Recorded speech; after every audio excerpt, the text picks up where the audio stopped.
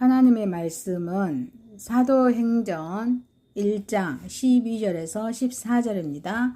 12절입니다. 제자들이 감람원이라 하는 산으로부터 에루살렘에 돌아오니 이 산은 에루살렘에서 가까워 안식일에 가기 알맞은 길이라. 들어가 그들이 요한은 다락방으로 올라가니 베드로, 요한, 야고보, 안드레와 빌리, 도마와 바돌로메, 마테와 및 알페오 아들 야고보, 셀로신 시몬, 야고보의 아들 유다가 다 거기 있어 여자들과 예수의 어머니 마리아와 예수의 아우들과 더불어 마음을 같이하여 오로지 기도에 힘쓰더라. 아멘. 요한복음 17장 1절에서 11절입니다. 1절입니다. 예수께서 이 말씀을 하시고 눈을 들어 하늘을 우러러 이르시되 아버지여 때가 이르렀사오니 아들을 영화롭게 하사 아들로 아버지를 영화롭게 하게 하옵소서. 아버지께서 아들에게 주신 모든 사람에게 영생을 주게 하시려고 만민을 다스리는 권세를 아들에게 주셨음이로소이다. 영생은 곧 유일하신 참 하나님과 그가 보내신 자 예수 그리스도를 아는 것입니다. 아버지께서 내게 하라고 주신 일을 내가 이루어 아버지를 이 세상에서 영화롭게 하였사오니 아버지여 창세 전에 내가 아버지와 함께 가졌던 영화로서 지금도 아버지와 함께 나를 영화롭게 하옵소서. 세상 중에서 내게 주신 사람들에게 내가 아버지의 이름을 나타내었나이다. 그들은 아버지의 것이었는데 내게 주셨으며 그들은 아버지의 말씀을 지켰나이다. 지금 그들은 아버지께서 내게 주신 것이 다 아버지로부터 온 것인 줄 알았나이다. 나는 아버지께서 내게 주신 말씀들을 그들에게 주었사오며 그들은 이것을 받고 내가 아버지께로부터 나온 줄을 참으로 아오며 아버지께서 나를 보내신 줄로 믿었사옵나이다. 내가 그들을 위하여 비옵나니 내가 비옵는 것은 세상을 위함이 아니요 내게 주신 자들을 위함이니이다. 그들은 아버지의 것이로소이다. 내 것은 다 아버지의 것이요 아버지의 것은 내 것이온데 내가 그들로 말미암아 영광을 받았나이다. 나는 세상에 더 있지 아니하오나 그들은 세상에 있사옵고 나는 아버지께로 가옵나니 거룩하신 아버지여 내게 주신 아버지의 이름으로 그들을 보존하사 우리와 같이 그들도 하나가 되게 하옵소서. 아멘. 베드로전서 4장 12절에서 19절입니다. 12절입니다. 사랑하는 자들아 너희를 연단하려고 오는 불시험을 이상한 일 당하는 것 같이 이상히 여기지 말고 오히려 너희가 그리스도의 고난에 참여하는 것으로 즐거워하라. 이는 그의 영광을 나타내실 때 너희로 즐거워하고 기뻐하게 하려 함이라. 너희가 그리스도의 이름으로 치욕을 당하며 복 있는 자로다. 영광의 영 곧 하나님의 영이 너희에 계심이라.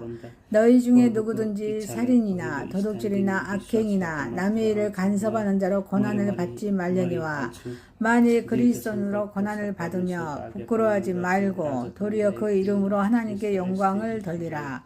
하나님의 집에서 심판을 시작할 때가 되었나니 만일 우리에게 먼저 하며 하나님의 복음을 순종하지 아니하는 자들의 그 마지막은 어떠하며 또 의인이 겨우 구원을 받으며 경건하지 아니한 자와 죄인은 어디에 서리요.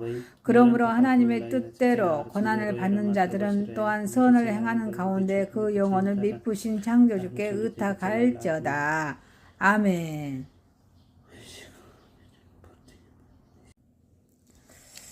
하나님의 말씀 사도행전 1장 12절에서 14절, 요한복음 17장 1절에서 11절, 베드로전서 4장 12절에서 19절 말씀으로 제목을 기도의 능력이라는 제목으로 은혜를 받고자 하겠습니다. 첫 번째입니다. 기도의 능력은 평안과 인내를 안겨줍니다. 오늘의 본문은 예수님의 승천을 지켜본 제자들이 감난산으로부터 에루살렘으로 들어와서 약속하신 성령이 임하시기를 고대합니다. 그래서 간절히 기도한 사실에 대한 기록입니다. 이에 대한 본문을 살펴보면서 우리 그리스도인의 제자된 우리들이 취해야 할 삶의 자세를 우리 생각해 봅니다.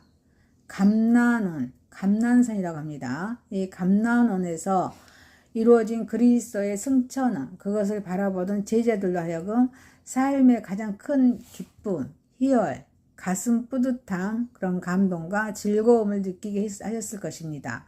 육신을 입은 우리 인생으로서 이 땅에 오신 우리 창조주께서 다시금 본래의 이치로 되돌아가는 영광스러운 과정을 보는 것만큼 큰 기쁨이 있을 수 없기 때문입니다. 그러나 그 기쁨은 오래가지 못하였습니다. 그 영광의 사건이 끝났을 때 그들이 느꼈던 기쁨과 환희, 감동과 감격은 일단의 슬픔과 두려움, 걱정으로 변하였습니다. 그들은 이제껏 3년 동안 자신들이 열과 성을 다해 쫓았던 스승과 헤어지는 아픔을 겪어야 했습니다. 가슴 벅찬 감동 대신에 쓸쓸한 어둠을 맞이해야 했습니다. 역사를 뒤바꾸는 능력 대신에 대제사장과 바리새인들의 음모와 흉계에 부딪혀야 했습니다. 그렇습니다. 우리네 삶에는 언제나 기쁨만 있는 것은 아닙니다. 땅, 바다, 태양, 달, 낮, 밤, 남자와 여자가 언제나 함께 하는 것처럼 슬픔과 기쁨은 언제나 공존합니다. 즐거운 시절이 찾아왔는가 하면은 어느새 슬픔이 다가와 있습니다. 암흑의 시대가 도래했는가 하면은 새벽이 멀지 않는 것이 우리들의 삶인 것입니다. 그러므로 우리는 기쁨이 찾아올 때 슬픔의 때를 기억해야 합니다. 슬픔을 인식하고 살 필요는 없지만 그때를 생각해서 더욱 겸손하고 조심하고 덕스러워야 합니다. 기쁨은 항상 재범할 기회까지도 몰고 온다는 사실을 반드시 기억하고 더욱 경건에 힘써야 될 줄 믿습니다. 제자들은 약속의 도성 예루살렘을 지켰습니다. 12절에 제자들이 감나온이라 하는 산으로부터 예루살렘에 돌아오니, 여기서 예루살렘, 그곳은 자신들을 죽이고자 살기등등한 대제사장과 바리새인, 서기관들이 있는 곳입니다. 그러나 그것은 또한 하나님의 성령이 임하시라고 예언된 약속의 도성이기도 합니다. 제자들은 이러한 상황 속에서 자신들의 안전보다도 하나님의 약속을 더욱 중히 여겨서 예루살렘으로 돌아왔습니다.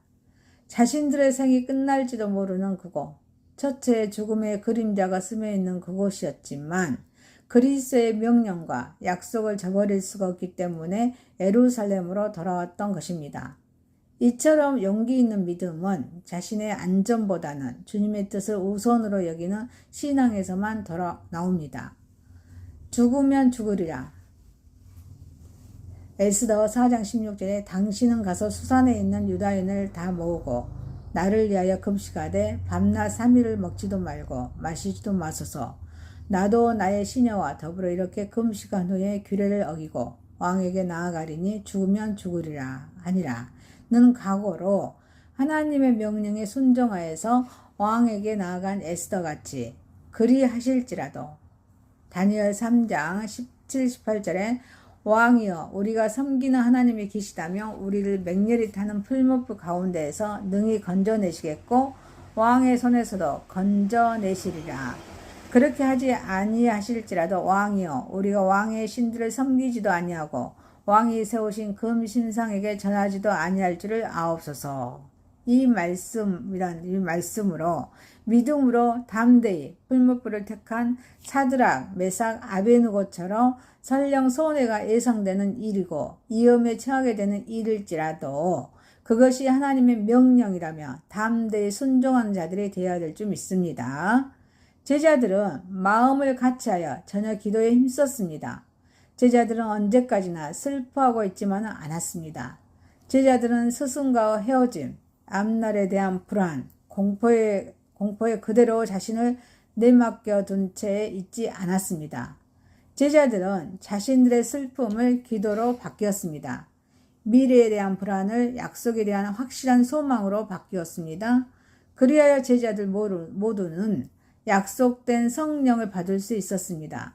이것이 나중에 세계를 움직이는 커다란 그런 불꽃의 불씨가 되었습니다. 이처럼 슬픔과 고독을 이기는 것, 그것은 바로 적극적인 기도입니다. 제자들의 기도는 마음을 합하는 기도였습니다. 여자들과 예수의 모친 마리아와 예수의 아우들도 더불어 마음을 같이하여 그들은 기도하는데 모두 하나가 되었습니다.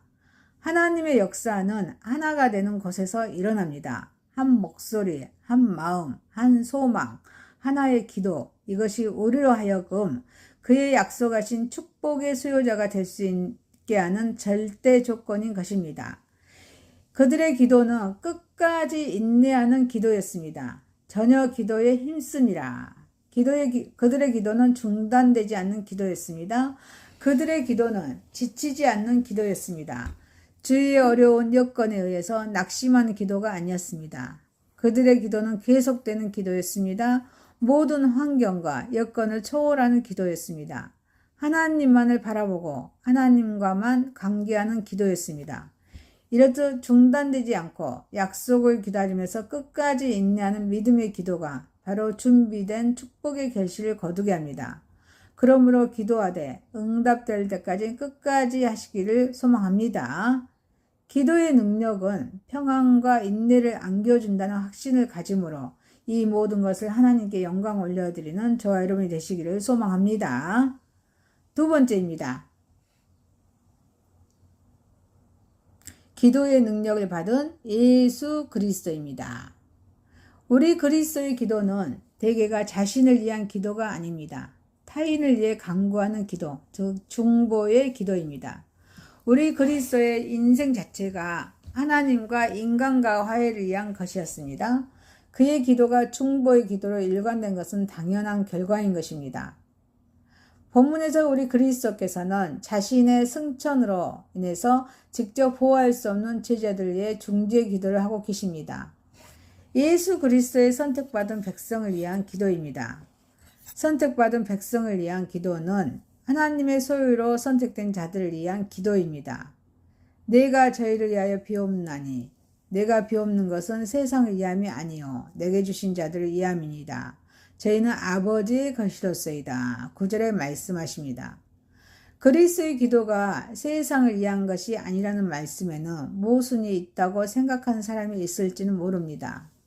물론 그리스도께서 십자가의 고난을 당하신 것은 세상을 위한 것이었습니다. 그러나 세상죄에 머물면서 계속 하나님의 백성에게 간악하게 행동하는 자에게는 이 중재의 기도가 해당되지 않습니다. 왜 그렇습니까? 이 기도는 세상이 괴롭히는 하나님의 백성을 위한 기도이기 때문입니다. 본문의 기도는 당시 그리스도를 따르던 제자들을 위한 기도로 생각할 수 있습니다. 그러나 더 넓은 의미로는 오늘날의 모든 성도들이 포함됩니다. 그리스도께서는 지금도 우리를 위하여 기도하고 계신 줄 믿습니다. 하나님의 부르심을 받아서 선택된 모든 사람은 세상에서 그리스도의 사역을 본받아서 행하게 됩니다. 그리스도의 중재의 기도를 받을 자격이 있는 것입니다. 복음 사역을 행하는 성도들에게는 그리스도는 그들의 보호를 하나님께 간구할 책임이 있는 것입니다. 그러므로 우리는 지상에서 복음 사역에 있어서 그리스도께서 기도로서 지원하고 계심을 명심하고 담대히 증거해야 하는 것입니다. 선택받은 백성을 위한 기도는 그리스도를 영광스럽게 하는 자들을 위한 기도입니다. 내가 저희로 말미암아 영광을 받았나이다. 10절에 말씀하십니다. 하나님의 선택을 받은 백성은 그리스도의 소유이기도 합니다. 하나님과 우리 그리스도는 한 분이시기 때문에 동등한 소유권을 갖고 계십니다. 그러므로 그리스도께서 하나님의 백성을 위한 기도하는 것은 그들의 하나님의 소유이기도 하지만 자신의 소유이기도 하기 때문입니다. 또한 그들은 복음 사역을 행함으로써 그리스도를 영광스럽게 하는 존재이기 때문입니다. 우리 그리스도께서는 자신의 소유이며 자신을 영광스럽게 하는 자신의 안전을 위해 기도할 책임을 느끼고 계십니다. 우리는 그리스도의 소유입니다. 우리가 그의 소유라는 것은 복음 사역에 충실함으로써 그리스도를 영광스럽게 할 때 증명됩니다. 우리는 하나님의 백성으로서 그리스도께 영광을 돌려야 할 의무가 있는 것입니다. 그리스도께 영광 돌리는 자들에게 그리스도께서는 그들이 흔들리지 않게 기도로서 지원해 주고 계시다는 사실을 우리는 결코 잊어서는 안 됩니다. 예수 그리스도의 기도의 내용입니다. 제자된 자들을 세상에서 보존해 주실 것을 기도하셨습니다. 11절에 나는 세상에 더 있지 아니하오나 저희는 세상에 있사옵고 나는 아버지께로 가옵나니 저희를 보존하사 우리와 같이 저희도 하나가 되게 하옵소서. 우리 그리스도께서 제자들을 보호해달라고 하나님께 기도했다는 것은 위험을 전제로 하신 것입니다. 즉 그리스도께서는 세상이 얼마나 악한 곳인지 직접 경험하셨습니다. 그런데 이 험한 세상에 사랑하는 제자들을 버려두고 하늘로 올라갈 때가 되셨기 때문에 마음이 아팠던 것입니다. 그들을 아무 보호 없이 내버려두고 떠난다는 것은 자비로운 주께서는 할 수 없는 일이었습니다. 믿음이 약하여 스스로 자신을 보호할 수 없는 그들을 불쌍히 여겨서 하나님의 보살핌에 의탁하셨던 것입니다. 하늘의 영광을 눈앞에 두시면서 불쌍한 제자들 위해 기도하셨다는 것은 주님의 자비로움을 증명하는 사실입니다. 우리는 예수님 그리스도의 제자로서 끊임없는 기도로 지원받고 있는 복음의 일꾼으로서 또 그리스도의 영광을 위해 맡은 사명을 안수해야 합니다. 예수 그리스도의 기도의 내용은 하나님의 이름으로 그들을 보호해달라고 기도하셨습니다.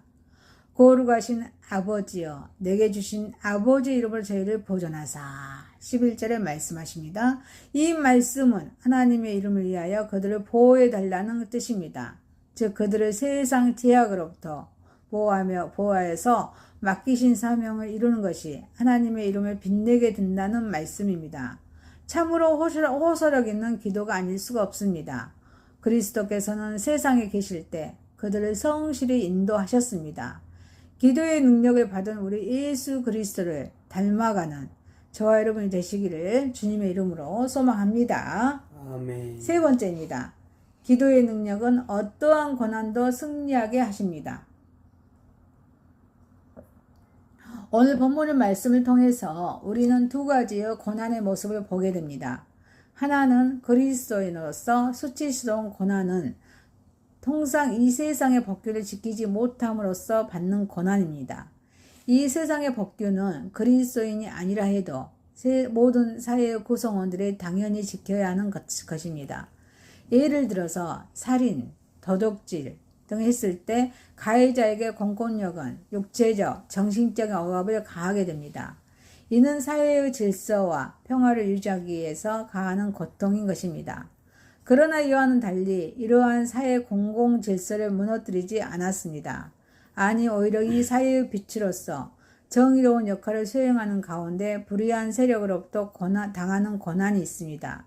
이러한 것에 대해서 본문의 말씀은 오히려 그것을 기뻐하고 하나님께 영광을 돌리라고 가르치고 있는 것입니다. 그리스도인은 이 세상의 법에 대해서 더욱 철저해야 합니다.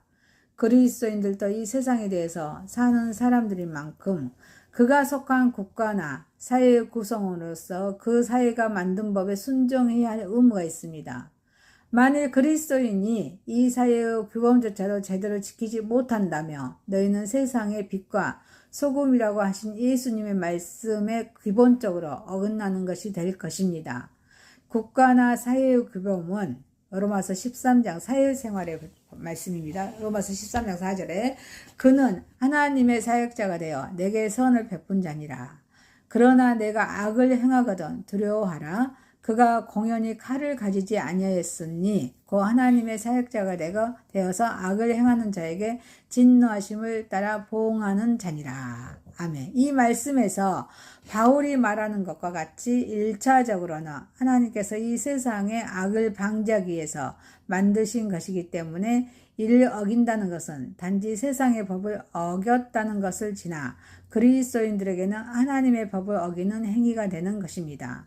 지금까지 교회 역사에 그리스도인들이 이 사회의 법을 어겨서 지탄을 받는 일이 많지 않다는 것을 봐서도 그리스도인들은 우선적으로 이 세상 생활에서 불신자들의 모범이 되어야 될 줄 믿습니다. 그것이 하나님의 말씀을 지키는 것입니다. 이 세상에서 빛과 소금의 역할을 하는 것입니다. 보이는 형제를 사랑하지 않는 자가 보이지 않는 하나님을 사랑할 수 없다. 요한일서 4장 20절에 누구든지 하나님을 사랑하노라 하고 그 형제를 미워하며 이는 거짓말하는 자니 보는 바 그 형제를 사랑하지 아니하는 자는 보지 못하는 바 하나님을 사랑할 수 없느니라. 이 말씀과 마찬가지로 이 세상의 법을 지키지 않는 자가 하나님의 법을 지킨다는 것은 어불성설입니다. 그리스도인들은 이 세상 문제에 지혜롭게 처신해야 합니다. 15절에 너희 중에 누구든지 살인이나 도둑질이나 악행이나 남의 일을 간섭하는 자로 고난을 받지 말려니와. 이 하반절은 특히 재미있는 내용을 담고 있습니다. 그것은 남의 일에 간섭함으로써 고난을 받지 말라는 것입니다. 이는 사회의 법을 어겨서 고난을 받는 것과는 약간 다른 종류의 것이기 때문에 특별히 유의해야 할 말씀입니다. 국가의 법을 어겨서는 안 된다는 것은 우리가 쉽게 알 수 있는 말씀이지만 이 말씀은 좀 더 그 의미를 생각해야 할 내용입니다. 즉 이는 단순히 남의 싸움에 간섭하다가 얻어내는 것과 같은 종류의 고난을 말하는 것이 아닙니다. 이 세상의 문제에 지혜롭게 처신하지 못하는 데서 오는 고난을 피하라고 하는 것입니다. 현대 사회는 모든 것이 얽히고 설켜서 사회 구성의 양상이 아주 복잡하다 보니까 때로는 선과 악이 분명하지 않는 일에 휘말리게 되어서 나중에는 큰 손해를 보는 경우도 생기는데 본문은 바로 이러한 것들을 피하라고 하는 것입니다. 남의 빛을 보증섰다가 후에 그로 인해서 고통을 당한다거나 하는 것이 바로 그러한 예가 됩니다. 이런 문제들은 지혜를 가지고 처신해야만 하는 문제들로서 전혀 남의 일에는 간섭을 하지 말라는 뜻은 아닌 것입니다. 일찍이 예수님께서는 제자들을 파송하실 때 비둘기같이 순전하고 뱀처럼 지혜로우시라고 하신 말씀처럼 우리가 하나님을 향해서는 비둘기같이 순전해야 하지만 이 세상을 향해서는 뱀처럼 지혜롭지 못하면 이를 망치기 십상입니다. 그러므로 우리 그리스도인들은 모든 일에 성령님의 인도와 지혜를 구해서 지혜가 없는 이유 때문에 고난을 당하는 일이 없도록 해야 될 줄 믿습니다. 우리 그리스도인으로서 고난을 당하게 될 때는 오히려 기뻐해야 합니다.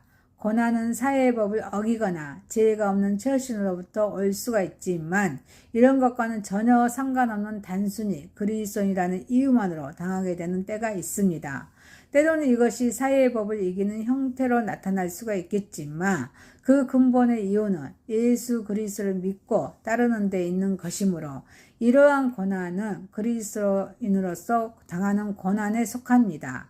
이 경우를 예를 들면 사회적으로 기독교 신앙이 공격을 당할 때나 이 사회의 부정과 불의에 대하여서 기독교적인 신앙에 입각해서 애언의 소리를 말할 때가 될 것입니다. 이러한 때 우리 신자들에게 가하는 물리적, 정신적인 압력에 대해서 성경은 기뻐하라고 가르칩니다. 왜 그렇습니까? 이는 성도들이 하나님의 말씀대로 살고자 하는 의지를 행동으로 옮기는 데에서 오는 것이므로 오히려 하나님을 위한 고난으로 여겨지기 때문입니다. 이러한 고난은 사도행전 5장 41절에 사도들은 그 이름을 위하여 능력받은 일에 합당한 대로 여기심을 기뻐하면서 공회 앞으로 떠나니라는 말씀으로 하나님께서 우리를 그의 영광에 의해 고난당할 합당한 대로 여기신 증거로서 우리에게 장래 큰 보상을 가져다주는 축복의 고난이 되는 것입니다. 마태복음 5장 11절 12절 말씀에 나로 말미암아 너희를 욕하고 박해하고 거짓으로 너희를 거슬려 모든 악한 말을 할 때는 너희에게 복이 있나니 기뻐하고 즐거워하라. 하늘에서는 너희의 상이 큼이라.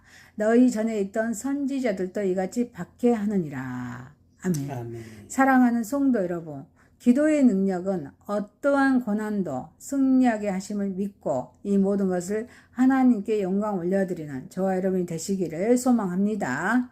말씀을 마칩니다. 사도행전 1장 12절에서 14절, 요한복음 17장 1절에서 11절, 베드로전서 4장 12절 19절 말씀으로 기도의 능력이란 제목이었습니다. 첫 번째, 기도의 능력은 평안과 인내를 감겨줍니다. 두 번째, 기도의 능력을 받은 예수 그리스도입니다. 기도의 능력은 어떠한 고난도 승리하게 하십니다. 기도드립니다. 전능하시고 거룩하신 하나님 아버지, 오늘도 주님의 보좌 앞으로 나아가 무릎을 꿇게 하시니 감사합니다. 우리가 삶의 크고 작은 고난과 마주할 때 낙심하지 않고 우리 주님께 부르짖을 수 있는 기도의 특권을 주심에 감사드립니다.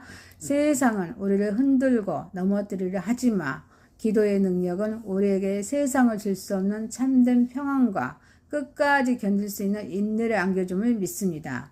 모진 그런 십자가의 고난 앞에서도 기도로 승리하시고 부활의 영광을 보여주신 우리 예수 그리스도를 바라봅니다. 하나님 아버지, 우리에게도 그 기도의 능력을 더하여 주옵소서. 어떠한 시련과 고난이 찾아올지라도 믿음의 눈을 들어서 우리 주님을 보게 하옵소서. 낙심 대신에 기도를 선택하게 하옵소서. 내 힘과 지혜가 아닌 오직 주님이 주시는 말씀의 능력으로 모든 세상을 넉넉히 이기고 승리하게 하옵소서.